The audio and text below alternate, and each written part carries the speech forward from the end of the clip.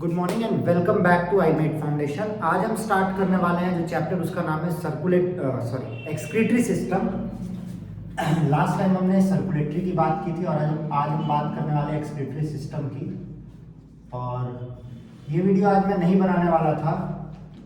दो होनहार लोग यहाँ बैठे हैं जिनमें से एक बहुत ही प्रतिभाशाली है। मैंने उससे कहा था वीडियो बनाने के लिए, पर वो माना नहीं तो आज ही व्यूज़ आ जाते कई लाखों करोड़ों में। मैं थोड़ी देर बाद उसका चेहरा जरूर आपको दिखाऊंगा। तो आइए पहले स्टार्ट करते हैं एक्सक्रीटरी सिस्टम। तो एक्सक्रीटरी सिस्टम में क्या बताता है, हमने प्रीवियस में पढ़ा डाइजेशन, न्यूट्रिशन। तो हम फूड इनटेक करते हैं तो जो एक्स्ट्रा प्रोडक्ट बच जाता है जिसका हमें यूज नहीं होता है वो हमें रिमूव करना होता है। ठीक, तो removal of access waste,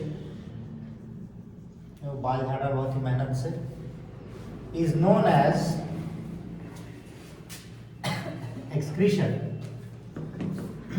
excretion के बेसिस पे ऑर्गेनिज्म तीन टाइप के होते हैं, एमोनोटेलिक, जहां पे सिक्रीशन एक्सक्रीशन प्रोडक्ट होता है अमोनिया, यूरियोटेलिक, जहां पे एक्सक्रीटरी प्रोडक्ट होता है यूरिया, और तीसरा यूरिकोटेलिक, जहां पे एक्सक्रीटरी प्रोडक्ट होता है यूरिक एसिड। तो एक्सक्रीटरी प्रोडक्ट के बेसिस पे ये तीन टाइप के ऑर्गेनिज्म होते हैं, एमोनोटेलिक, यूरियोटेलिक और यूरिकोटेलिक। अगर हम बात करें ह्यूमन एक्सक्रीटरी सिस्टम की, तो ह्यूमन एक्सक्रीशन स्टार्ट होता है किडनी से।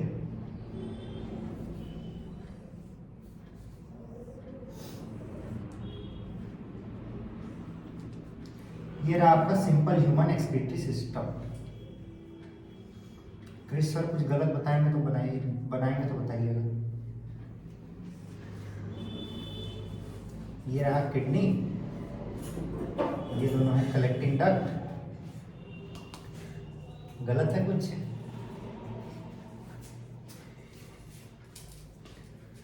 यूरिनरी ब्लैडर,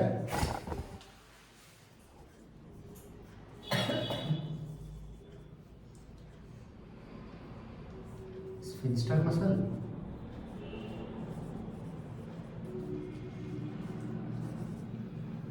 और ये नीचे है यूरेथ्रा। तो ये जो किडनी है ह्यूमन बींग्स में, ये किडनी ही एक्सक्रीटरी ऑर्गन होता है मेन, और इसी से हमारा एक्सक्रीशन होता है। बट अगर हम और छोटे लेवल पे जाएं तो नेफ्रॉन is the structural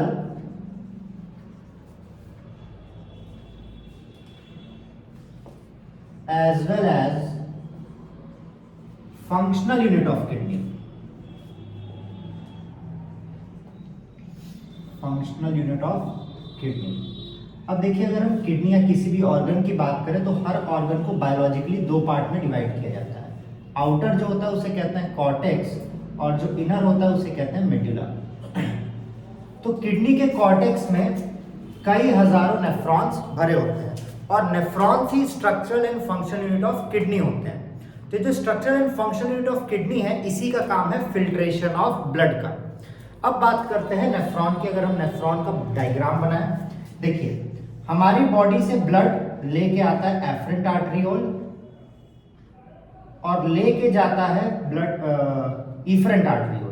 ये मैंने जानबूझ के मोटा और पतला बनाया क्योंकि ये ऐसा होता है, और क्वेश्चंस आपके यहीं से स्टार्ट होते हैं, है ना क्रिस सर? Yes sir. आज गर्व सर भी हमारे साथ आए हैं। मैं गर्व से कहना चाहूंगा, गर्व से कहो हम हिंदू हैं, इस परंपरा के बिंदु हैं। शिद्दत से पढ़ रहे हैं। अगर आपको इसमें बैक यूज करते करते बैक दिखाने आता तो हम जरूर दिखाते, फ्रंट घुमा के ही थोड़ी देर में दिखा देंगे। बाल झाड़ लो।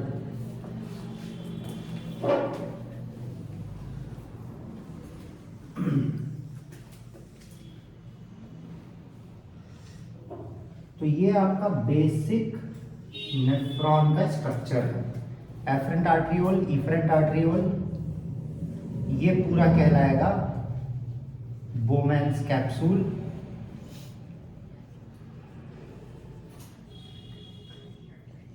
ये है PCT, प्रॉक्सिमल कॉन्वोल्यूटेड ट्यूब्यूल, ये लूप ऑफ हेनले, ये DCT, और इसके बाद ये जाएगा कलेक्टिंग डक्ट। आगे इधर ही आ जाओ, तो बैक कैमरा यूज करने नहीं आता एक साथ, इधर ही आ जाओ, दिखा दें। तो ये एक नॉर्मल नेफ्रॉन का डायग्राम है। इसमें Bowman's capsule, afferent arteriole, efferent arteriole, PCT, loop of Henle, DCT और कलेक्टिंग डक्ट रखा हुआ है। अब उसकी बात करते हैं कि ये काम कैसे करता है और क्या क्या काम करता है। आई होप सबने स्क्रीनशॉट ले ही लिया होगा, अगर पढ़ रहे होंगे आप लोग तो आज नहीं तो इतनी लास्ट तक कोई वीडियो देखेगा नहीं, दिखोगे भी नहीं, तुम फेमस कैसे हो गए। तो एक्सक्रीशन को, उस पूरे सिस्टम को 3 पार्ट में डिवाइड किया गया है। अल्ट्रा फिल्ट्रेशन, ये पहला पार्ट। तो अब गाना बजाया जाए, कौन सा? माहिष्मती साम्राज्यम। आइए देखो क्रिश सर आ रहा है, क्या पढ़ाना चाहोगे? हाय बोल दो, हाय बोल दो। आइए, बड़े बड़े लोग हैं, गर्ल्स, यही लोग पढ़ाते हैं कोचिंग में, हमें भी यही पढ़ाते हैं। कुछ गलत है तो बता दो। नहीं सर, क्लास 10 के लिए ना, तो इतना काफी है। जूनियर्स के लिए सही। बोल रहा तो दिख भी नहीं रहे हो, 12 और आगे आओगे तब दिखोगे। वैसे तो हम ग्रेजुएशन कर रहे हैं, लेकिन 12th के लिए, 12th में होता तो है ही नहीं, 12th में 10th के लिए बहुत है इतना। ठीक ठीक, जूनियर्स के लिए सभी काफी है, इतना पढ़ना सही। बस ज़्यादा आ जाओगे तो फिर दिक्कत। My answer is also same, good. तेज लोग हैं। चलिए, तो पहला होता है अल्ट्रा फिल्ट्रेशन, दूसरे में होता है काउंटर करंट मैकेनिज्म,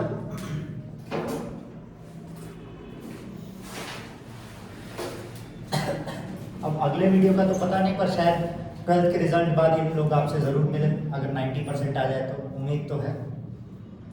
और तीसरा होता है ट्यूबुलर रीएब्जॉर्प्शन। ट्यूबुलर रीएब्जॉर्प्शन, इन 3 पार्ट में एक्सक्रीशन पूरा डिवाइड हो जाता है।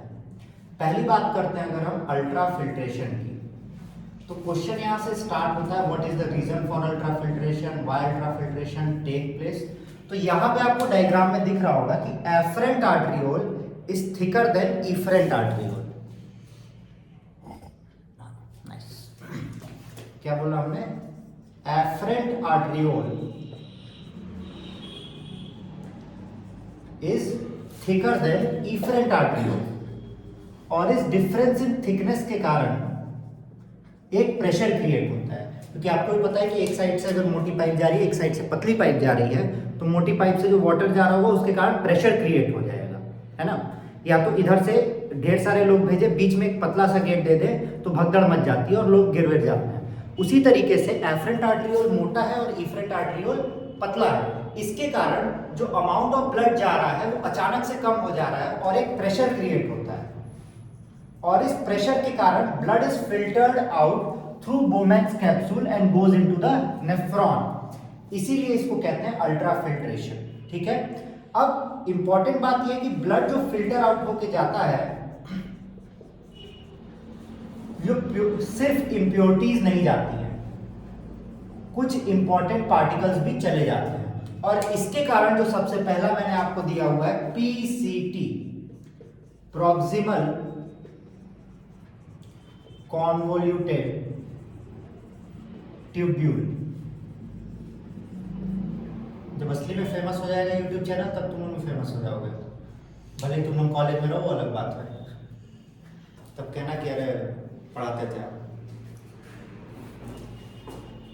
चिल्ड्रंस डे पे तो ऐसे ही आ गए थे गलती से, बच्चों को पार्टी देनी थी, इसलिए क्या पता चल रहा है किसी को। क्या आई मेट टी शर्ट बस हम ही पहन के आए थे, वीडियो में बोल दीजिएगा कि वो टीचर ही है। हाँ, और बच्चों के साथ हेड टीचर है। हाँ, वो थोड़ा तरक्की ज़्यादा कर लिया है कम उम्र में, इसीलिए बच्चों के साथ था। हेड टीचर है, इसलिए टी शर्ट सिर्फ उन्हीं को मिला है, 2 ही लोग पहनते हैं। कहाँ में वो कुछ प्रॉब्लम्स की वजह से टी शर्ट हम भी पहनते हैं, किसी को पता नहीं चले I am also junior teacher, that's why I was unable to be a teacher. तो प्रॉक्सिमल कॉन्वोल्यूटेड ट्यूब्यूल में कुछ खास फंक्शन नहीं होता है, जो इंपॉर्टेंट पार्टिकल्स फिल्टर आउट होके आ जाते हैं। इंपॉर्टेंट मतलब जैसे कार्बोहाइड्रेट आ गया, विटामिन आ गए, तो इंपॉर्टेंट चीजें जो आती है वो goes back into the blood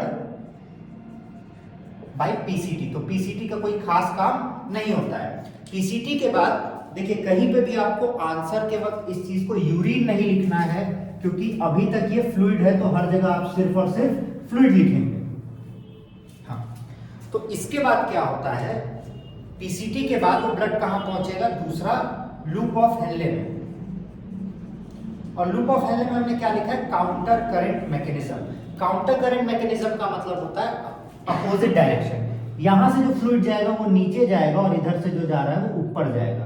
इधर वाले लिम्ब को कहते हैं, अगर इसको नाम दे 1 और इसको नाम दे 2, तो limb 1 is known as ascending limb of loop of Henley,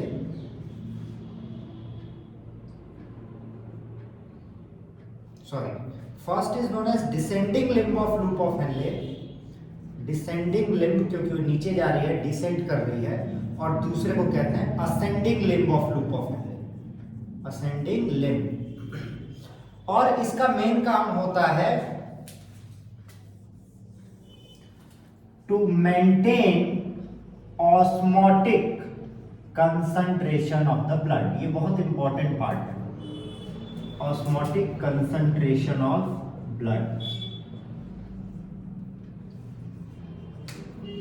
अब ऑस्मोटिक कंसंट्रेशन ऑफ ब्लड होता क्या है, हमारे ब्लड में सॉल्ट और वाटर का कंसंट्रेशन हमेशा फिक्स होना चाहिए। अगर हमारे ब्लड में सॉल्ट का कंसंट्रेशन कम हो जाएगा तो ये जो फिल्ट्रेशन हो रहा है लूप ऑफ हेनले से, लूप ऑफ हेनले से ब्लड बाहर आने लगेगा, और जब हम एक्सक्रीट करेंगे तो यूरिन के साथ ब्लड भी निकलेगा। जैसा कि कंडीशन होता है लूज मोशन में। लूज मोशन के वक्त हमारी बॉडी से इतना फ्लूइड का लॉस हो जाता है कि अगर हम लोग ORS नहीं लेंगे, ORS में क्या होता है, सॉल्ट होता है, शुगर का मिक्सचर होता है, जिसको हम लोग यूज करते हैं बॉडी का सॉल्ट कंसंट्रेशन बढ़ाने के लिए। अगर वो हम नहीं लेंगे तो उसकी जगह ब्लड एब्जॉर्ब होने लगेगा, यहाँ से कंसंट्रेशन चेंज हो जाएगा, और हम लोग एक्सक्रीट करेंगे वो ब्लड एक्सक्रीट होगा। इसीलिए इसे कहते हैं ऑस्मोटिक कंसंट्रेशन को मेंटेन करना ब्लड का। अगर ऑस्मोटिक कंसंट्रेशन मेंटेन नहीं रहा तो काम बिगड़ जाएगा। इसके बाद आता है DCT। DCT में मैंने आपको दिखाया क्या, ट्यूबुलर रीएब्जॉर्प्शन। ट्यूबुलर रीएब्जॉर्प्शन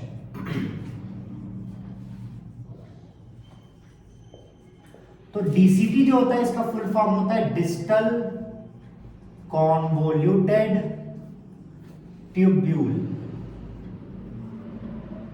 यहां पे एक हार्मोन सीक्रेट होता है ADH, anti diuretic hormone. Anti diuretic hormone का क्या काम है और ये क्यों ट्यूबुलर रीएब्जॉर्प्शन कहलाता है। अभी भी कुछ इंपॉर्टेंट पार्टिकल्स यहां फ्लूइड में रह जाते हैं, ठीक है, तो उनको एक्सक्रीट ना करना पड़े, इस कारण से जो DCT होता है उसमें छेद बहुत छोटे छोटे होते हैं, उन छेद को थोड़ा सा बड़ा किया जाता है, और वो with the help of hormone किया जाता है, एंटी डायरेटिक हार्मोन या ADH। और जब वो उस छेद को बड़ा करता है तो जो इंपॉर्टेंट पार्टिकल्स होते हैं वो DCT से बाहर चले जाते हैं, ठीक है, और इसीलिए इसको कहा जाता है ट्यूबुलर रीएब्जॉर्प्शन। ब्लड वापस से रीएब्जॉर्ब करने की कोशिश करता है जो इंपॉर्टेंट पार्टिकल्स हमारे फ्लूइड में रह गए। और फाइनली इसके बाद इस फ्लूइड को नाम देंगे पहली बार हम यूरिन, ठीक। और हर एक लूप ऑफ हेनले से कलेक्टिंग डक्ट कई सारे जाते हैं रेनल पेल्विस में। अगर ये किडनी है, यहाँ पे इतना बड़ा रेनल पेल्विस होता है, इसको कहते हैं रेनल पेल्विस, और हर रेनल पेल्विस में कई सारे कलेक्टिंग डक्ट जाते हैं। ये जो पूरा नेफ्रॉन का पार्ट है सब कुछ कॉर्टेक्स में होता है एक्सेप्ट लूप ऑफ हेनले। जो लूप ऑफ हेनले कुछ लूप ऑफ हेनले जो होते हैं वो मेडुला में पहुंच जाते हैं, इसीलिए इसे कॉर्टेक्स या मेडुलरी भी कहते हैं। तो एक्सक्रीशन आपका यहीं खत्म होता है, एक्सक्रीशन में और कुछ एक्स्ट्रा पार्ट्स नहीं है। मिलते हैं next time, signing off, bye bye, जय जय भारत।